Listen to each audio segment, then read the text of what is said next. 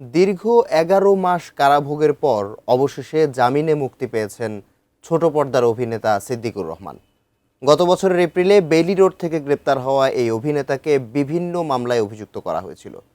বর্তমানে ধর্মীয় জীবনযাপনে মনোযোগী সিদ্দিক তার এই দীর্ঘ কারাজীবনের অভিজ্ঞতা গণমাধ্যমে তুলে ধরেছেন। বিস্তারিত জানাচ্ছেন মেহেদী হাসান।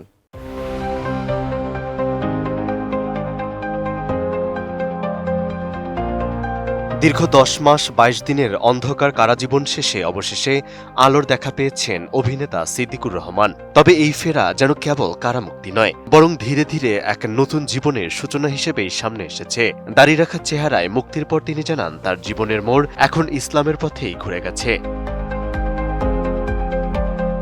এই প্রেক্ষাপটে জানা যায়, প্রায় ১১ মাস কারাভোগের পর গত ১৮ মার্চ তিনি জামিনে মুক্তি পান। এর আগে ২০২৫ সালের ২৯ এপ্রিল রাজধানীর বেইলি রোড এলাকা থেকে তাকে গ্রেপ্তার করা হয় এবং পরবর্তীতে বিভিন্ন মামলায় তাকে আসামি করা হয়, যার মধ্য দিয়েই তার এই দীর্ঘ কারাজীবনে শুরু হয়। আমি বুঝি নির্মাণের শিল্প, সালাম স্টিল বোঝে ডিউরেবিলিটি। সালাম স্টিল, মোস্ট ডিউরেবল স্টিল। মুক্তির পর গণমাধ্যমে দেয়া বক্তব্যে সিদ্দিক জানান, কারাগারের সময়টিকে তিনি নিজের পরিবর্তনের একটি গুরুত্বপূর্ণ সুযোগ হিসেবেই দেখছেন। সেখানে নিয়মিত কুরআন তিলাওয়াত এবং ৫ ওয়াক্ত নামাজ আদায়ের মাধ্যমে ধীরে ধীরে ধর্মীয় অনুশাসনে অভ্যস্ত হয়ে ওঠেন তিনি। তার ভাষায়, এই সময় আল্লাহ তাআলা তাকে ভেতর থেকে বদলে দিয়েছেন এবং নতুনভাবে ভাবতে শিখিয়েছেন। বেশি একটা জায়গায় আল্লাহ ওই টাইমটাকে প্রপার ভাবে ইউজ করছে আর কি, আল্লাহ করাইছে। এইটা আসলে তো যখন আমি ওখানে গেলাম, আমি তো ১০ মাস ২২ দিন ওখানে ছিলাম। তো হঠাৎ করে মনে হলো যে আমি তো আসলে শিল্পী মানুষ, দিন শেষে আমাকে এই টাইমটা কিভাবে আমি প্রপার ইউটিলাইজ করতে পারি। তখন হঠাৎ করে মনে হলো যে আমি আসলে দিনের কাজে তো তেমনটা লিপ্ত ছিলাম না।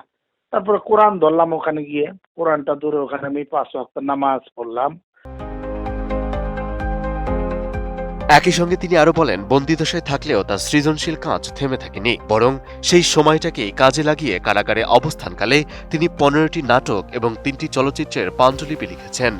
তো ওখানে আমি ১৫টা নাটক বানাইছি, মানে নাটক লিখছি আর কি।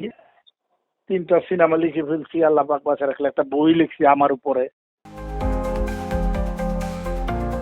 এদিকে কারাগারের দেয়ালে একটি লেখা তার চিন্তায় আমূল পরিবর্তন নিয়ে আসে।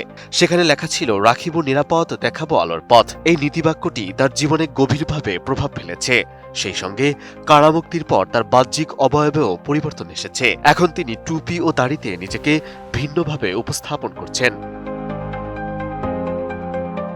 অন্যদিকে বর্তমানে তিনি পরিবারের সঙ্গে নিভৃতে সময় কাটাচ্ছেন এবং ধীরে ধীরে নিজেকে গুছিয়ে নেওয়ার চেষ্টা করছেন। তবে একই সঙ্গে তার বিরুদ্ধে এখনো ২টি মামলা চলমান রয়েছে বলে জানা গেছে। এর আগে বৈষম্য বিরোধী ছাত্র আন্দোলনের সময় একটি হত্যা মামলায় তাকে গ্রেপ্তার দেখানো হয়েছিল। অভিযোগ অনুযায়ী ওই আন্দোলনের সময় গুলিবিদ্ধ হয়ে এক ব্যক্তির মৃত্যু হয় এবং সেই ঘটনার জেরে এই মামলা দায়ের করা হয়, যা এখনো বিচারাধীন রয়েছে। সব মিলিয়ে কারাগার থেকে ফিরে অভিনেতা সিদ্দিকুর রহমানের জীবনধারা ও দৃষ্টিভঙ্গিতে যে পরিবর্তন এসেছে, তা এখন আলোচনার কেন্দ্রবিন্দুতে উঠে এসেছে। মেহেদী হাসান, এটিএন নিউজ।